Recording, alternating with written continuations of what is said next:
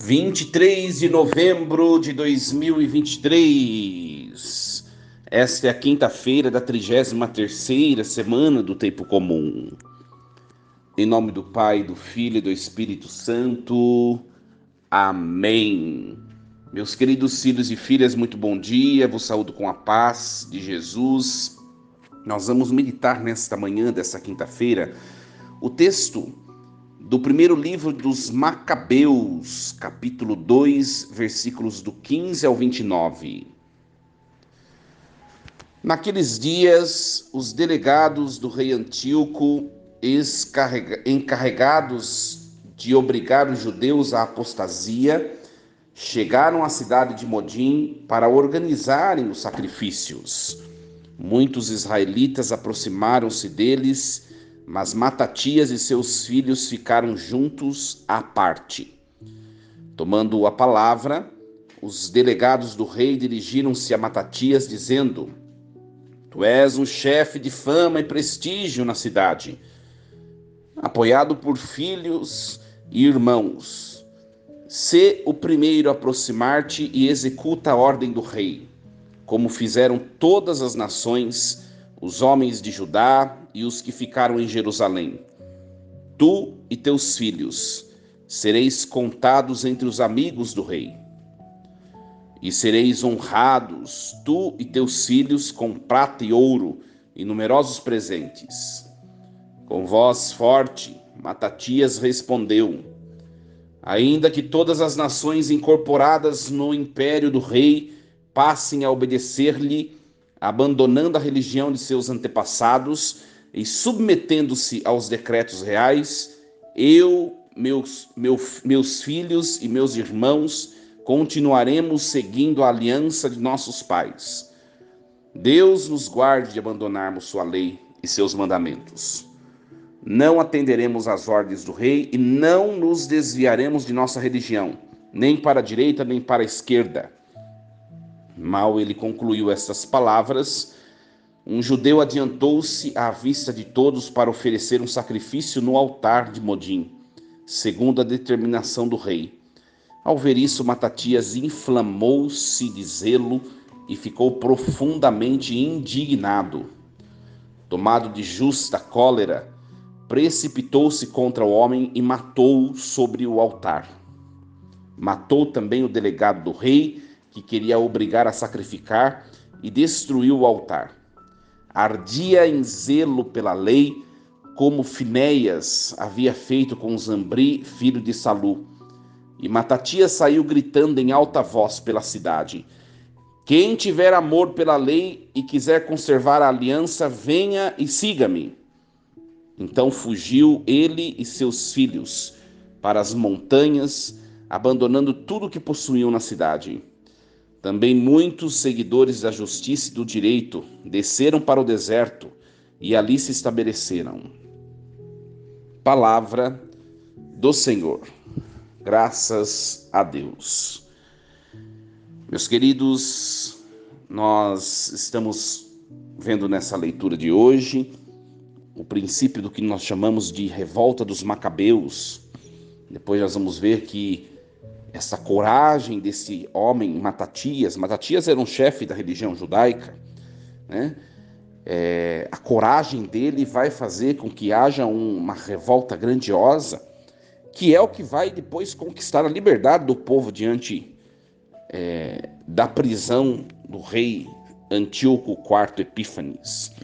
Nós estamos acompanhando a história dos Macabeus desde a segunda-feira, né? Se você não escutou, escute as reflexões desde segunda-feira, para você poder entender um pouquinho no que consiste essa história dos Macabeus. Nós estamos no século II a.C., o Império Grego, o Império Seleucida, se insurge e quer, a qualquer modo, tirar a cultura judaica do povo judeu, né?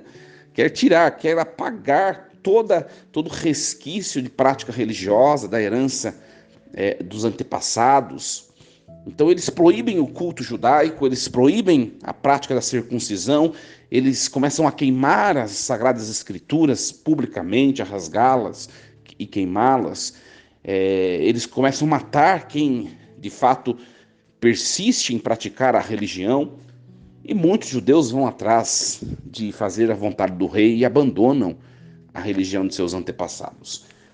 E dentre esses que são tão infiéis, né, surgem esses homens, como hoje o testemunho de Matatias. Né? Olha a frase de Matatias, uma frase repleta de audácia, de coragem, mas repleta de zelo, né? Quem tiver amor à lei e quiser conservar a aliança, venha e siga-me. Então ele vai fugir, vai se esconder nas montanhas, e depois o número daqueles adeptos vai crescer e eles vão depois lutar pela sua religião, pela sua fé. Nós vemos isso acontecer no cristianismo de maneira muito, muito reincidente. As cruzadas, que são brigas dos cristãos que querem aplacar a ira dos islâmicos. Nós vemos e tantas outras atuações da igreja ao longo da história. Claro que teve muito problema, né? Nós sabemos muitos problemas históricos, muita injustiça também por parte da igreja, mas nós vemos que por detrás de toda atuação existe a tentativa de defender a fé. Né? Ainda que todas as nações incorporadas no império do rei passem a obedecer-lhe, abandonando a religião de seus antepassados e submetendo-se aos decretos reais, eu, meus filhos e meus irmãos continuaremos seguindo a aliança de nossos pais. Deus nos guarde de abandonarmos sua lei e seus mandamentos. Olha que ousado Matatias, né?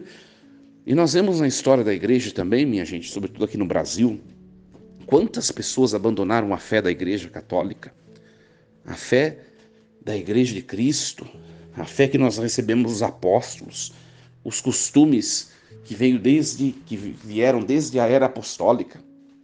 Quantas pessoas abandonaram a fé, não é verdade? E o que mais entristece é que depois, quando abraçam fés distintas, outros credos, outras crenças, aí dizem, agora sim eu encontrei a verdade, né? Agora, alguns falam, encontrei Jesus, né? Quando se convertem. Ora, Jesus está disposto à sua frente na igreja católica o tempo todo. Você que não quis levar uma vida de fé responsável.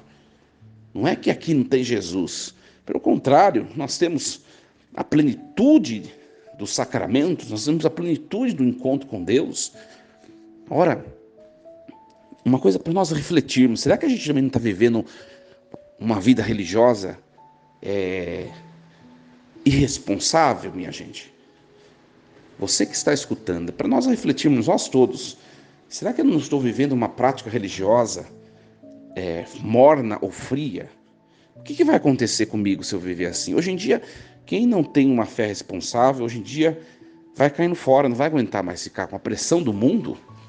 Se você está com uma fé vacilante, né? Se você está com uma fé negligente, uma prática religiosa relaxada, você não vai aguentar, você vai acabar largando mão de tudo.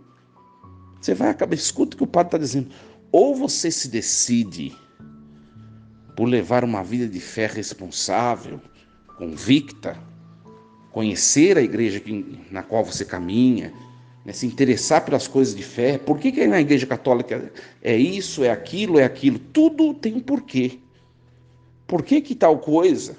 Ou você se interessa por conhecer a igreja e você passa a viver a religião corretamente, cumprindo os preceitos, que são as coisas que nós temos de mínimo, ou senão você vai ser levado. Escuta o que o padre está dizendo. Hoje em dia não vai conseguir mais permanecer na igreja quem não leva uma vida religiosa responsável e séria. De que lado nós estamos? Qual é a nossa situação, nosso hoje existencial? Né? Eu acho que você que está escutando minha reflexão, você é católico, né? Não sei se tem algum irmão separado que escuta. De qualquer maneira, você é católico. Ora, você tem vivido de maneira primorosa a prática da fé. Não cumprir os preceitos, ir à missa todos os finais de semana, ser fiel no dízimo, no despojamento naquilo que pertence a Deus, fazer penitência, fazer jejum quando preciso, quando orienta a igreja, confessar-se quando se fizer necessário, ou ao menos uma vez ao ano. Nós estamos agora no tempo do Advento, vamos entrar no tempo do Advento. É a oportunidade de nós buscarmos o sacramento da penitência. Em todas as regiões, eles oferecem as confissões comunitárias. Como está a nossa prática? Então volte, se você está vivendo uma vida relaxada espiritualmente ou religiosamente, é tempo de voltar. Busque agora as confissões comunitárias e volte para Deus, porque senão você vai ser levado. Eu sempre digo para quem... Tem pessoas que às vezes vêm confessar, né? E confessa faltar na missa, né? E tem pessoas que vêm confessar que às vezes ficaram meses longe da igreja. Eu pergunto, o que aconteceu?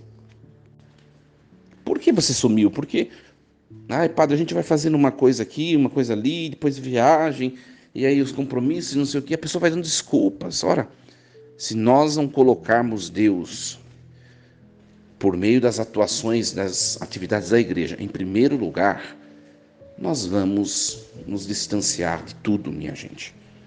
É questão de ter convicção e determinação. Eu sempre falei, quando as pessoas vêm dizer, confessar o pecado de faltar à missa, porque é pecado grave faltar à missa dominical. Esses dias eu postei um vídeo do padre José Augusto, né, da Canção Nova, falando...